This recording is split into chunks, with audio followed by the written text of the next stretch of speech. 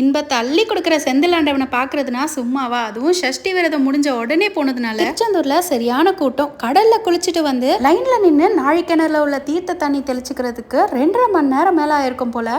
ஐயனுடைய வேல் பட்டு உருவானதுனால இந்த புனித நீர் நம்ம மேல படும்போது தீராம தொடர்ந்துட்டு இருக்க நோய் பிணி கூட விலகி போகுன்றது நம்பிக்கை.